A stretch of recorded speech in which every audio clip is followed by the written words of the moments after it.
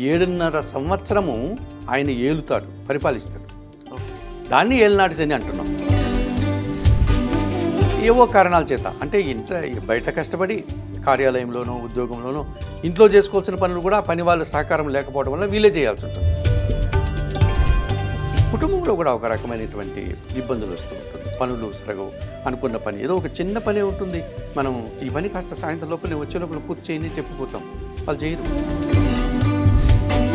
అట్లాగే ధనుస్సు రాశి వారికి మీనరాశిలో శని కదా ఇప్పుడు 4వ ఇంట శని, అంటే దాన్ని అర్ధాష్టమ శని అంటారు. ఇప్పుడు శని ఏ రాశిలో ఉన్నారు, ఏ పొజిషన్లో ఉన్నారు? మనకు ఒక సంవత్సర కాలం అప్పుడు అనగా 2025 మార్చి ఆ ఉగాదికి ముందు ఆ ప్రాంతంలో ఆయన మీనరాశిలోకి వచ్చాడు. మీనరాశిలోకి రావడంతో అక్కడ ఇంకా 2.5 సంవత్సరం ఉండాలి కదా అతను ఒక్కొక్క రాశిలో. 2027 జూన్ వరకు ఉంటాడు అక్కడే. ఇప్పుడు 1 సంవత్సరం అయింది, ఇంకా 1.5 సంవత్సర కాలం మీనరాశిలోనే సంచారం కొనసాగిస్తూ ఉంటాడు. ఆయన మీనరాశిలో ఉండడం వల్ల సహజంగా మనం వాడేటువంటి పదం ఏలిన నాటి శని అంటే దానికి అర్థం ఏంటంటే 7.5 సంవత్సరము ఆయన ఏలుతాడు, పరిపాలిస్తాడు. ఓకే, దాన్ని ఏలినాటి శని అంటున్నాం. అంటే ఇప్పుడు మీనరాశిలో ఉంటే మేషరాశి వాళ్ళకి ఏలినాటి శని ప్రారంభమైంది. అంటే మేషరాశికి మీనరాశి 12వ రాశి, వాళ్ళ వెనక ఉన్నటువంటి రాశి కదా. ఆ వెనక రాశిలోకి రాకుండానే వీళ్ళకి శనితత్వం పెరుగుతుంది. అంటే పని పెరుగుతుంది, శ్రమ పెరుగుతుంది, వృత్తి ఉద్యోగ వ్యాపారాల్లో విపరీతంగా పని ఉంటుంది, దూర ప్రయాణం చేయాల్సి ఉంటుంది. ఈ కష్టమంతా వాళ్ళు చవి చూడాలి. 12వ ఇంట్లో శని ఉంటే అది వ్యయం కదా. మన ఇంట్లో మనకు చిన్న చిన్న పని వాళ్ళు ఉంటారు కదా, వాళ్ళు సరిగా మనకు సహకరించరు. అది ఆయన చేసేటువంటి చెడు. ఇప్పుడు బయట ఉద్యోగం చేసి ఇంటికి వస్తారు, ఇంట్లో పని కూడా చేసుకోవాలి, ఎందుకంటే పనివారు ఉండరు. వాళ్ళు సెలవులు పెట్టేయడం, లేకపోతే ఆ పని సక్రమంగా చేయకుండా వెళ్ళిపోవడం, ఏవో కారణాల చేత, అంటే బయట కష్టపడి కార్యాలయంలోనో ఉద్యోగంలోనో ఇంట్లో చేసుకోవాల్సిన పనులు కూడా పని వాళ్ళ సహకారం లేకపోవడం వల్ల వీళ్ళే చేయాల్సి ఉంటుంది. డ్రైవర్ లీవ్ పెట్టేస్తాడు. మీకు డ్రైవింగ్ వచ్చు, కాకపోతే అక్కడ శ్రమపడి మళ్ళీ దీని మీద కాన్సన్ట్రేషన్ చేసి అక్కడి నుంచి ఇంటికి రావడం అనేది బదులు మనం ఒక డ్రైవర్ని పెట్టుకున్నాం, వాళ్ళు లీవ్ పెట్టేస్తే మళ్ళీ మనమే చేసుకోవాలి. ఇట్లా పని భారం పెరిగిపోతుంది 12వ ఇంట్లో ఉంటే. అది ఇప్పుడు మేషరాశి వారికి ఏలినాటి శని 1 year నుంచి స్టార్ట్ అయింది, ఇంకా వాళ్ళకి కంటిన్యూ అవుతుంది 6.5 సంవత్సరం. మీనరాశిలో ఉన్నాడు కదా, జన్మరాశి కదా అది. జన్మరాశిలో ఉన్నప్పుడు సోమరితనాన్ని పెంచేస్తాడు. మీ శరీరంలో ఉన్నటువంటి అలసత్వం, ఆ యాక్టివ్నెస్ ఉండదు, డల్నెస్ పెరిగిపోతుంది. అంటే ఒక రకంగా చెప్పాలంటే కొద్ది వయసు అయినటువంటి వారు 50+ వాళ్ళకి మోకాలు నొప్పులు, నడుము నొప్పులు, కీళ్ళ నొప్పులు ఇలాంటివి స్టార్ట్ అవుతాయి. కొంచెం వయసులో ఉన్న వాళ్ళు ఏంటంటే సోమరితనం వల్ల ఎక్కువసేపు నిద్రపోవడం. వాడు రాత్రి పడుకునేటప్పుడు నేను తెల్లవారుకుందికి బయలుదేరాలి, 5ంటికి అలారం పెట్టుకుంటాడు వాడు పాపం. పెట్టుకొని ఏం చేస్తాడు, 5ంటికి అలారం అది శబ్దం చేస్తుంది, వీడు మళ్ళీ దాన్ని ఆపేసి మళ్ళీ పడుకుంటాడు. అంటే వీడు మళ్ళీ వాయిదా వేసుకుంటాడు. ఈ వాయిదా తత్వాన్ని ఇస్తాడు, లేజినెస్ వస్తుంది అనమాట. పనులు చేసేదానికి ముందుకు రాకుండా రేపు చేద్దాంలే, ఎల్లుండి చేద్దాం, వీడే వాయిదా వేసుకోవడం, వీడు అనుకున్న ప్రయాణాన్ని వీడే ఆపుకోవడం, రేపు పోతాంలే ఏముందిలే అనుకోవడం. ఈ సోమరితనం, అలసత్వం అనేటువంటిది పెరిగిపోతుంది. శారీరకమైనటువంటి యాక్టివ్నెస్ ఉండదు. ఈ కారణం చేత వాడు తొందరగా చేయాల్సిన పని నిదానంగా చేస్తూ పోతూ ఉంటాడు. ఎక్కడికైనా బయలుదేరాడు అనుకోండి, ఆ సమయానికి ఆ వాహనం రిపేర్ కావడం, ఏవో చిన్న చిన్న ఆటంకాలు. ఎవరో ఒక మిత్రుడిని మీరు పిలిచింటారు, మరి కలిసి వెళ్దామని, నేను వస్తానని మీకు ముందు రోజు మాట ఇచ్చింటాడు. ఆ తెల్లారికొందుకు వాడికి ఏదో అవాంతరం వస్తుంది, నేను రాలేకపోతున్నాను అంటాడు. మీరు ఒక క్షణం ఆలోచిస్తారు, తనతో కలిసి వెళ్ళాలా అన్నది కదా మనం మానసికంగా మనం సిద్ధమైపోయి ఉన్నాం. ఇప్పుడు తను లేడు, కానీ మన ప్రయాణం ఆగకూడదు. ఇప్పుడు వేరే వ్యక్తినన్నా తోడు తెచ్చుకోవాలి, లేదా మనం ఒంటరిగానే వెళ్ళాలి. ఇలాంటి చిన్న చిన్న అసౌకర్యాలు, ఇబ్బంది పెట్టేటువంటి తత్వం ఆ జన్మరాశిలో ఉన్నప్పుడు వస్తుంది. ఇక కుంభరాశి వారికి ఏమంటే 2వ స్థానంలో శని ఉన్నాడు. మీనరాశిలో కుంభరాశికి 2వ స్థానం కదా, 2వ భావం రాశిలో 2వ భావంలో శని ఉంటే మాటల వల్ల అపార్థాలు. మనం ఒక ఉద్దేశంతో మాట్లాడతారు, మనం చెడు మాట్లాడడం లేదు, జనరల్గా ఒక విషయం చెప్పాం మనం, వాడికి అర్థమైన విధానం వేరు. ఓకే, వాడు అపార్థం చేసుకున్నాడు దాన్ని. మీరు మాట్లాడడంలో అపార్థం లేదు. వాడు అంటే అక్కడ మాట మీ నుంచి వెళ్ళేటప్పుడు ఒక భావంతో వెళ్తోంది, అవతల వాళ్ళు స్వీకరించేటప్పుడు ఇంకో భావంతో అనుకుంటున్నాడు. ఈ మధ్య గ్యాప్, వాడు ఇంకోరు చెప్తాడు, ఆయన ఇలా అన్నాడు నన్ను అంటాడు బాధగా. మీరు అన్న ఉద్దేశం అది కాదు కదా. వాడు మీతో చెప్తే అదేదో మీరు అన్ని ఆ సందేహాన్ని నివృత్తి చేస్తాడు. మిమ్మల్ని చెప్పడు, వాడు వేరే చోటు పోయి చెప్పుకొని బాధపడుతూ ఉంటాడు. ఇలాంటి మాటల వల్ల అపార్థాలు కుటుంబంలో కావచ్చు, మనం పనిచేసే కార్యాలయంలో కావచ్చు. కుటుంబంలో కూడా ఒక రకమైనటువంటి ఇబ్బందులు వస్తూ ఉంటుంది. పనులు సరగవు, అనుకున్న పని ఏదో ఒక చిన్న పనే ఉంటుంది, మనం ఈ పని కాస్త సాయంత్రం లోపల వచ్చే లోపల పూర్తి చేయని చెప్పిపోతాం, వాళ్ళు చేయరు. వాళ్ళకి ఏవో ఆటంకాలు ఇబ్బందులు, మీకు సాయంకాలం వచ్చేలా కోపం వస్తుంది, మళ్ళీ పోనీ మరుసటి రోజు చెప్తారు, అప్పుడు అట్లాగే ఉంటుంది. సరే ఇంకో రోజు కోపం వచ్చి నిలదీశారు అనుకోండి, ఎందుకు ఆ పని 3 రోజులుగా చెప్తున్నా పూర్తి చేయలేదు అంటే వాడు ఎవడో రాలేదు దానికి సంబంధించిన వాడు ఏదో అంటాడు, మీకు కోపం వచ్చి మీరే ఆ పని చేసుకోవాల్సిన పరిస్థితి ఇలాంటివి ఉంటుంది. ఇప్పుడు ఒక కార్యాలయానికి వెళ్ళేటప్పుడు ఒక టైప్ ఆఫ్ ఒకలాంటి సంసిద్ధత, ఒక విధమైనటువంటి శైలితో మనం వెళ్తాం. ప్రతి ఒక్కరికి కొన్ని ఉంటాయి. సో ఈ ఏదో వైట్ షర్ట్ వేసుకుపోతాను, లేకపోతే నేను ఇలాంటి చెప్పులు వేసుకొని పోతాను, ఇలా వెళ్తే నా పనులు అవుతాయి అని ఏవో చిన్న చిన్న సెంటిమెంట్లు ఉంటాయి అనుకో. వాడు పాపం ఈ కార్యక్రమానికి వెళ్ళడానికి నా దగ్గర పలానా షర్టు అది వేసుకెళ్తే తప్పనిసరిగా పని అయిపోతుందని ఇలాంటి ఏదో చిన్న అతనికి ఉంటుంది పాపం. అది నమ్మకం అనొచ్చు, మూఢనమ్మకం అనొచ్చు. ఆ బట్టలు నాకు కావాలి అని అడుగుతాడు ఇంట్లో వాళ్ళు. అవే ఉతకలేదండి, ఉతకలేదా అంటాడు. ఎప్పుడో వేసుకుంటాడు ఈయన 20 రోజుల క్రితం. వాళ్ళు మర్చిపోయి ఉంటారు ఏవో కారణాల చేత. ఇంకా ఏం చేయాలి, ఏదో ఉతకనటువంటిది అలాంటిది నచ్చింది తప్పనిసరి పరిస్థితుల్లో వేసుకోవాలి, సర్దుకొని వెళ్ళిపోవాలి. అట్లాంటివన్నీ కూడా ఈ ద్వితీయ స్థానంలో జరిగేటప్పుడు కుటుంబంలో వచ్చేటువంటి పరిస్థితులు, ఆర్థిక సమస్యలు వస్తాయి, అనారోగ్య సమస్యలు వస్తాయి. అంటే శని భగవానుడు మనకు 12వ ఇంటికి వచ్చినప్పుడే శని స్టార్ట్ అవుతుంది. అది శ్రమతో కూడి ఉంటుంది, సమస్యలతో కూడి ఉంటుంది. అనారోగ్య సమస్యలు, ఆర్థిక సమస్యలు 12వ ఇంట్లో శని కాబట్టి ఇలా 2.5 సంవత్సరం. మళ్ళీ వెనక నుంచి మన రాశిలోకి వచ్చేస్తాడు. మీది శారీరకమైనటువంటి సోమరతనం, శారీరకమైనటువంటి అలసత్వం, నిర్లక్ష్యం ఇలాంటి తత్వాన్ని కలిగి 2.5 సంవత్సరం ఉంటాడు. వెనక 2.5, ఇది 2.5, 5 సంవత్సరాలు అయిపోయింది. మళ్ళీ వెంటనే మనం ముందుకు వెళ్తాడు. మాటల వల్ల కుటుంబంలో చిన్న చిన్న అదొక 2.5. ఈ 3.5 అంటే 12, 1, 2 రాసులలోని 3.5 కాలాన్ని కలిపి 7.5 సంవత్సరం. ఈ 7.5 సంవత్సర కాలనే ఏలిన నాటి శని అని చెప్తాం. ఓకే, అయితే గురుగారు మనకి ఏలినాటి శని వచ్చింది లేకపోతే జరుగుతుందని మనం ఎలా తెలుసుకోవచ్చు? తెలిసిపోతుంది మనకు. ఆ వాతావరణము, మన పనులన్నీ ఆగిపోతూ ఉంటాయి, రావాల్సిన ఆదాయం వాయిదా పడుతుంటుంది, మనం చేసిన పని అనుకున్నట్టుగా ఫలితాన్ని ఇవ్వదు, ఈ పని వాళ్ళంతా కూడా లీవులు పెట్టేస్తుంటారు, డ్రైవర్లు సహకరించరు, ఇంట్లో పని వాళ్ళు ఇవన్నీ మనకి సూచనలు కనిపిస్తుంది. మీకు చిన్న చిన్న సూచనలు చెప్తారు మన పెద్దవాళ్ళు. ఇప్పుడు మనము ఎక్కడో వెళ్తూ ఉన్నాము, పని చేసి కొంచెం కాస్త రిలాక్స్ అవుదామని ఆ కార్యాలయానికి ముందు చెట్టు కింద ఎక్కడో వచ్చి నిలబడ్డాం. ఆ చెట్టు పైన ఏదో కాయకుంటుంది, అది వచ్చి ఒక దందు అంటుంది. అయ్యో, అది ఎందుకు దంతుందంటే అది ఏదో అక్కడ పిల్లలు పెట్టుకొని గుడ్లు పెట్టుకొని ఏదో ఉంటుంది, మన వల్ల దానికి ఏదో హాని ఉండొచ్చు, ఇది భౌతికంగా మనకు కనబడేది. కానీ అది రోజు జరగలేదు కదా, ఈ టైంలోనే జరుగుతుంది. మనము తెలియకునో తెలుసో ఆ కాపురం చేసే చెట్టు దగ్గరికి మనం వెళ్ళడం, దానికి ఏదో భయం వేసి తనడం, ఇది ఏలినాటి శని ప్రభావం. ఇంతెందుకు, ఇంట్లో భోజనం పెట్టారు, తింటున్నాం, లేదు మనం ఒక హోటల్కి వెళ్ళాము, భోజనం చేస్తున్నాం, అందులో ఒక వెంట్రుక వస్తుంది. సహజంగా జరిగే కార్యక్రమాలే, ఇది ఎప్పుడూ జరగదు, అప్పుడే జరుగుతుంది. వెళ్తూ ఉంటాం, మనం వేసుకున్నటువంటి ఆ షూలు చెప్పులు తెగిపోతాయి, ఏదో జరుగుతుంది, వెహికల్ దిగుతూ ఉంటాడు, ఒకలాంటి చికాకులు ఉంటాయి, వెహికల్ దిగుతూ ఉంటాడు, వాడు రోజు ఎక్కేవాడు వెహికల్, మన కారు 2-వీలరు, ఈరోజు సడన్గా వాడు వేసుకున్నటువంటి వస్త్రం చినిగిపోతుంది. వాడికి అర్థం కాదు, వాడికి ఇట్లాంటివి 2 జరిగేటప్పటికి వాడు ఏం చేస్తాడు, నాకు ఎందుకో ఈ మధ్య అన్ని ఆటంకాలు, ఇబ్బందులు చిన్న చిన్నవి, ఇది నీకు శని ప్రభావం ఏమైనా వచ్చిందేమో చూసుకోరా నాయన అంటే అప్పటికి నీకేమవుతుంది, అప్పుడు వాడు వీళ్ళని పరిశీలిస్తే తప్పకుండా వాడికి అష్టమ శనో, అర్ధాష్టమ శనో, ఏలినాటి శనో ఉంటుంది. అది ఉంటేనే ఇవన్నీ జరుగుతూ ఉంటుంది. అట్లా ఇప్పుడు మీనరాశిలో శని సంచరించడం వల్ల కుంభరాశి వారికి, మీనరాశి వారికి, మేషరాశి వారికి ఏలినాటి శని ప్రభావం ఉంది. అలాగే సింహరాశి వారికి అష్టమంలో శని ఉంటున్నాడు, అష్టమ శని దోషం ఉంటుంది. డెఫినెట్గా అనారోగ్య సమస్యలు వచ్చేస్తాయి, వారికి ఆర్థిక సమస్యలు వచ్చేస్తాయి, అపార్థాలు లైఫ్ పార్ట్నర్తో కానీ, బిజినెస్ పార్ట్నర్స్తో కానీ, ఆత్మీయులతో కానీ వీళ్ళతోటి మనస్పర్ధలు వచ్చేస్తూ ఉంటుంది. వాళ్ళు ఎంత చేసినా వ్యవసాయదారులకి తగినట్టు పంటలు రావు, ఒకవేళ పంట వచ్చినా ఆ ఉత్పత్తులు రేటు ఉండదు, లేకపోతే అది రాకుండా ఇబ్బందులు, లేకపోతే ఇంకేదో వర్షాలు రావడం, ఇంకేదో ఇబ్బందులు రావడం, ఇలాంటివి జరుగుతూ ఉంటుంది. అలాగే కార్మికులకి ఉన్నట్టుగా ఉండి ఆ మిషన్లు రిపేర్ అయిపోయి నీ పని లేదయ్యా అని చెప్తారు, ఇంకేదో కారణాలు చెప్తారు. ఇలాంటివన్నీ కూడా ఈ అష్టమ శని దోషం ఉంటుంది. అట్లాగే ధనుస్సు రాశి వారికి మీనరాశిలో శని కదా, ఇప్పుడు 4వ ఇంట శని, అంటే దాన్ని అర్ధాష్టమ శని అంటాం. అష్టమం అంటే 8, దాంతో సగం అంటే 4.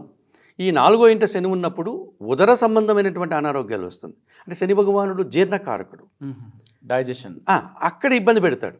సహజంగా అది వాయుకారకుడు అతను, అందువల్ల గ్యాస్ట్రిక్ ప్రాబ్లమ్స్ వస్తుంది. ఓకే, సో పొట్టకు సంబంధించిన కుటుంబం 4వ ఇల్లు, కుటుంబంలో ఒక రకమైన అశాంతి, ఖర్చులు పెరిగిపోతాయి, ఎవరో దూర బంధువులు మరణించడం, లేకపోతే వాళ్ళకి అనారోగ్యం చేయడం, వాళ్ళకి ఎవరు ఆర్థిక సమస్యలు వస్తే మనల్ని వాళ్ళు సహకారం అడగడం, మనం వాళ్ళకి ఇవ్వడానికి ప్రయత్నాలు చేయడం, అప్పులు చేయడం, లేకపోతే ఇంటి పనులన్నీ కూడా ఆగిపోవడం, ఏదో ఒక పని కార్యక్రమం చేస్తూ ఉంటాం, వీడికి అర్ధాష్టమ శని స్టార్ట్ అయింది, ఆ పని ఆగిపోతుంది, ఏవో కారణాలు, మళ్ళీ తిరిగి వాడు నానా బాధలు పడి మళ్ళీ దాన్ని మొదలు పెట్టాలి.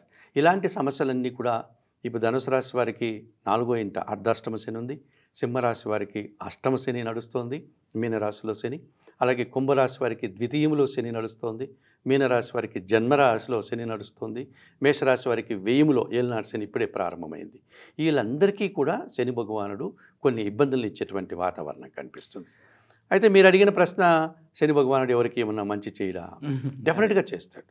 ఇప్పుడు మొన్నటి వరకు మకర రాశికి, కుంభరాశికి, మీనరాశికి ఏలినాటి శని ఉన్నది. ఎందుకంటే శని కుంభరాశిలో ఉన్నాడు. ఇది 2025 మార్చికి ముందు. ఇప్పుడు ఏలినాటి శని అయిపోయి ముందుకు వెళ్ళిపోవడం వల్ల మకర రాశి వారికి ఏలినాటి శని దోషం మొత్తం పోయింది. అంటే ఇప్పుడు మనకు మకర రాశి వారికి 3వ ఇంట శని ఉంటే శని అద్భుతంగా సహకరిస్తాడు. గత 7.5 సంవత్సరంగా పట్టినటువంటి ఇబ్బందులన్నీ కూడా ఇప్పుడు తొలగిపోతాయి. పనివారి సహకారం వస్తుంది, వారికి ఒక పనివారు కాదు ఇంకొక పనివారు వచ్చి జాయిన్ అవుతారు. ఆయన వెళ్ళిపోయినా కూడా ఆయన ప్రభావం చూపిస్తారు, మంచి ప్రభావం చూపిస్తారు. ఏలినాటి శని అయిపోయిన వెంటనే, అంటే శని భగవానుడు మనకు ద్వితీయంలో, ఇప్పుడు కుంభరాశి వాళ్ళకి మీనరాశిలో ఉన్నాడు, ఆయన మేషరాశిలోకి వెళ్ళిపోతాడు అనుకో 1.5 సంవత్సరానికి, వీళ్ళకి ఏలినాటి శని వెళ్ళిపోయింది. ప్లస్ శని ఎక్కడ ఉంటాడు, 3వ రాశిలో సంచరిస్తున్నాడు. అట్లా మకర రాశి వారికి మీనరాశిలో శని సంచారం, 3వ రాశి సంచారం, అది మంచిది. జన సహకారం బాగుంటుంది. మీకంటే చిన్నవాళ్ళు, చెల్లెళ్ళు, తమ్ముళ్ళు, లేదా ఉద్యోగం చేసే చోట మనకంటే వయసు రీత్యా చిన్నవారైనటువంటి ఉద్యోగులంతా సహకరిస్తారు.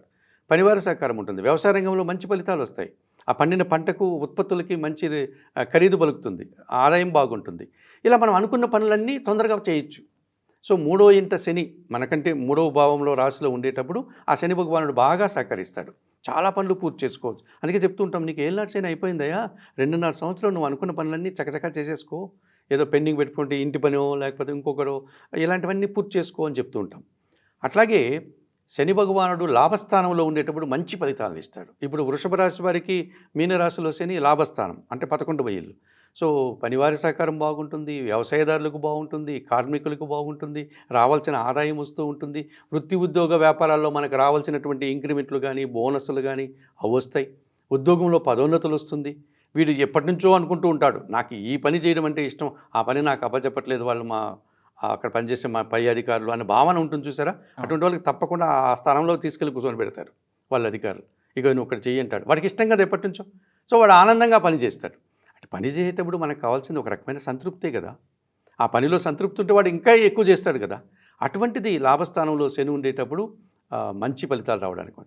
అలాగే మిథున రాశి వారికి 10వ స్థానంలో శని ఉన్నాడు, 10వ ఇంట్లో శని ఉంటే పని ఉంటుంది, పని ఉంటే ఫలితం వస్తుంది కదా. అవును, ఆ ఫలితం వచ్చినప్పుడు ఆనందమే కదా మనకు కావాల్సింది. నిజంగా మనిషి అనేవాడు కష్టపడేవాడికి పని కావాలి, వాడికి పని లేకపోతే ఇబ్బంది, అంతే కదా. మరి 10వ స్థానంలో శని ఉంటే పని ఇస్తూనే ఉంటాడు, ఆ పని చేసే కొద్దీ వాడికి ఫలితం వస్తూ ఉంటుంది. అది మనము చిన్న చిన్న ఉద్యోగాలు చేసేటప్పుడు మాది 8 గంటల పని, మాకు 8 గంటల తర్వాత మేము పని చేయాలనుకుంటే 1 గంట 2 గంటలు పని చేసామంటే మాకు ఎక్స్ట్రా ఓటీ ఇస్తారండి. అంటే వాడికి ఆ ఎక్స్ట్రా డబ్బు కావాలనుకుంటే వాడు పని తత్వం కలిగిన వాడు కాబట్టి వాడు చేస్తాడు. వాళ్ళు డబ్బులు ఇస్తారంటే వాడు ఎందుకు చేయడు? 8 గంటలు చేసేవాడు 10 గంటలు చేస్తాడు, 11 గంటలు చేస్తాడు. సో ఆ రకంగా 10వ స్థానంలో శని ఉంటే పని దొరుకుతుంది, ఆ పనికి తాగినటువంటి ఫలితము, గౌరవము, ఆ అభినందనలు అవన్నీ వాడు అందుకోగలుగుతాడు. అలాగే 6వ ఇంట శని ఉంటే ఇంకా మంచిది. ఇప్పుడు తులారాశి వారికి 6వ ఇంట్లో శని మీనరాశిలో, కాంపిటేటివ్ స్పిరిట్, వాడు అనుకున్నది సాధిస్తాడు. స్లోగా స్టెప్ బై స్టెప్ వాడు ఒక గతంలో ఏదో పరీక్షలు రాసేటప్పుడు అవి కొన్ని సబ్జెక్టులో ఫెయిల్ అయిపోయి ఉంటాడు. ఇప్పుడు 6వ ఇంటికి శని వచ్చాడు అనుకోండి, వెంటనే కాకపోయినా ఒకటే పూర్తి చేసుకుంటూ వచ్చి మొత్తానికి పూర్తి చేసేస్తాడు, విజయం సాధిస్తాడు. అలాగే వాడు ఒక వ్యాపారం చేసే చోట కానీ, ఉద్యోగం చేసే చోట కానీ పక్క వాళ్ళతో కంపేర్ చేసుకున్నప్పుడు వీరు ముందుకు వెళ్ళిపోతాడు, హడావుడి లేకుండా. కొంతమంది స్లో అండ్ స్టడీ అంటే హడావుడి చేసి హంగామా చేస్తూ ఉంటారు కదా, వీళ్ళు అట్లా ఉండదు. ఆ చాప కింద నీరులాగా వాళ్ళ పని వాడు చేసుకుంటూ విజయం సాధిస్తారు. వాడు ఎప్పుడు పని చేశాడో తెలియడం లేదంటే అది ఆ పని అంతా పూర్తి చేసేసాడు. సో అలా అంటాడు. మనం ఎలక్షన్లో కూడా చూస్తుంటాం, అతను ఏం పెద్ద ప్రచారం చేయలేదండి, మనం చాలా మెజార్టీతో గెలిచిపోయాడు అంటున్నా. అంటే వాడు చేసినటువంటి ఆ మంచిని మాత్రమే స్ప్రెడ్ చేశాడు, ఎవరిని కలవాలో వాళ్ళని కలిశాడు, కన్స్ట్రక్టివ్గా అతను ఆ ప్రయత్నం చేయడం వల్ల సఫలీకృతం అవుతూ ఉంటాడు. ఇట్లాగా మనకు శని 6వ ఇంట్లో మనకు సహాయం చేస్తాడు, 3వ ఇంట్లో సహాయం చేస్తాడు, లాభస్థానంలో 11వ ఇంట్లో సహాయం చేస్తాడు, 10వ ఇంట్లో సహాయం చేస్తాడు. అట్లా తీసుకున్నప్పుడు మనకు వృషభ రాశి వాళ్ళకి 11వ ఇంట్లో ఉన్నాడు, మిథున రాశి వారికి దశమస్థానంలో లాభస్థానంలో ఉన్నాడు, అంటే మంచి ఇస్తున్నాడు. తులారాశి వారికి 6వ ఇంట్లో మంచిని ఇస్తున్నాడు, మకర రాశి వారికి 3వ ఇంట్లో. ఈ ఎప్పుడూ కూడా శని ఎక్కడున్నా 4 రాశులకు సహాయం చేస్తాడు.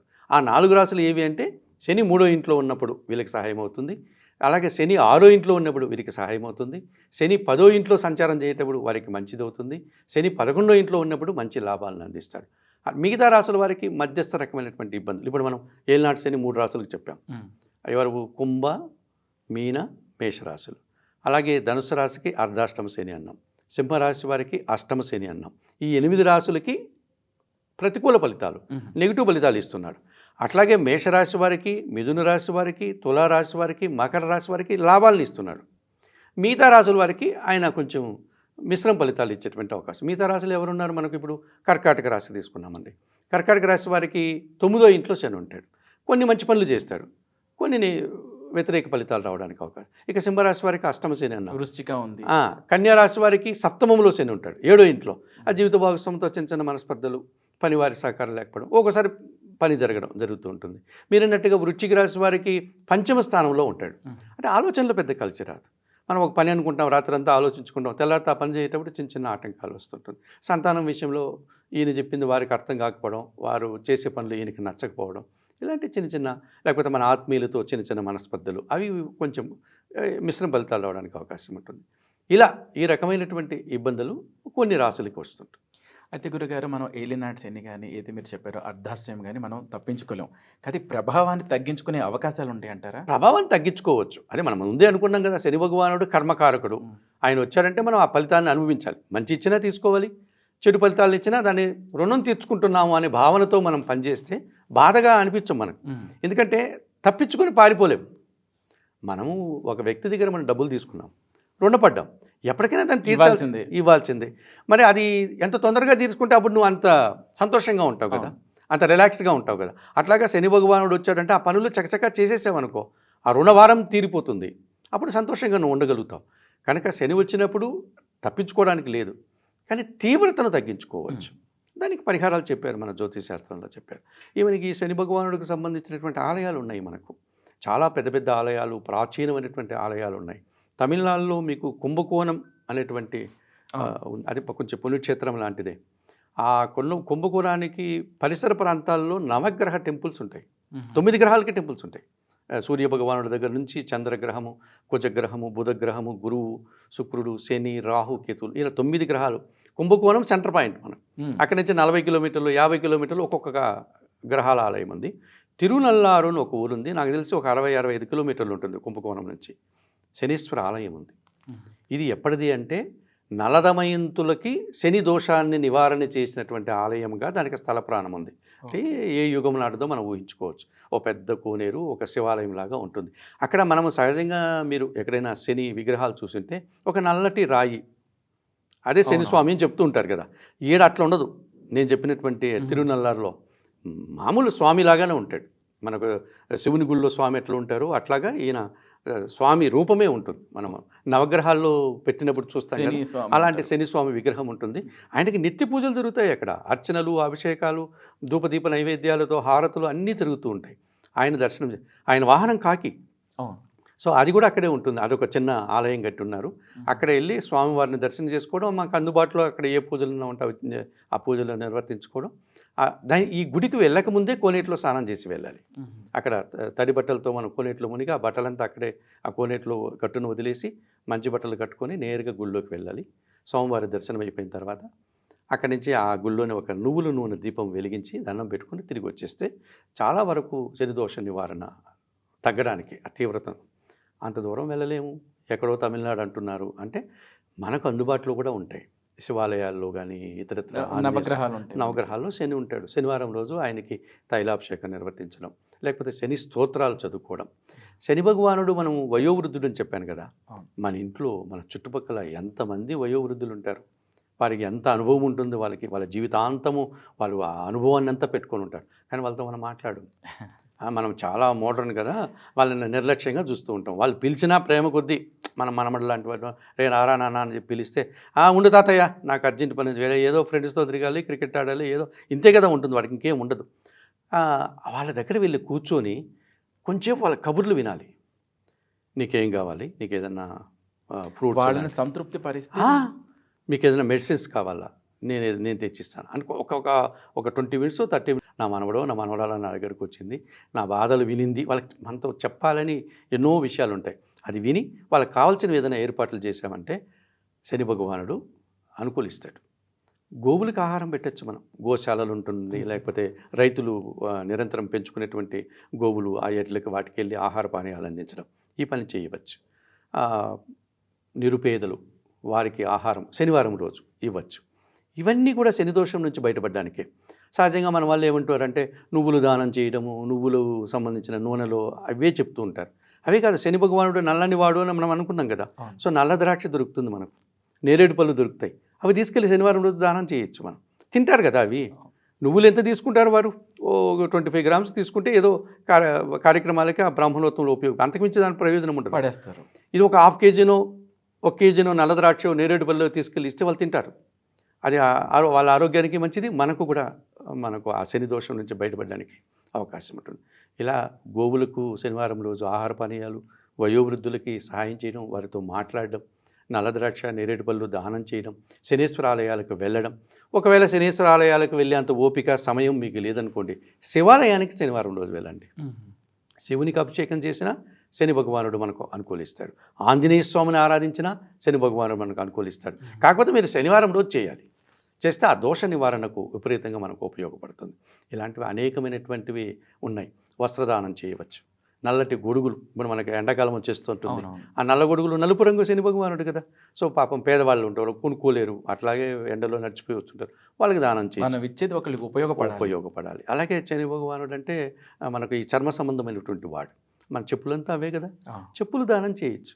చెప్పులు లేకుండా ఎంతోమంది తిరుగుతూ ఉంటారు, వాళ్ళకి దానం చేయొచ్చు. అలాగే మనం ఈ చలికాలం కొంతమంది రోడ్ల పక్కన పాపం రోడ్ల పక్కన పడుకొని నిద్రపోతూ కంబళ్ళు అవి ఇవ్వచ్చు.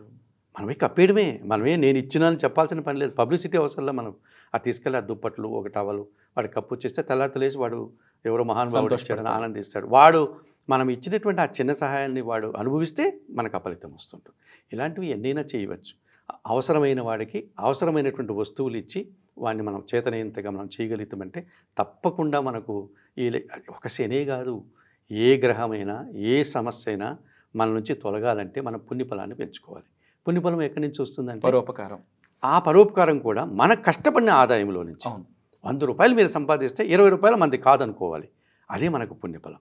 అప్పుడు తప్పనిసరిగా మనం సంపాదించింది మనకు కలిసి వస్తుంది. మనం దాన్ని ఆనందంగా జీర్ణించుకోగలుగుతాం, ఆరోగ్యంగా ఉండగలుగుతాం. ఇలాంటివి ఎన్నో చేయడానికి అవకాశం ఉంది. శని భగవాన్ నుంచి చక్కటి వివరాలు అందించినందుకు ధన్యవాదాలు గురుగారు.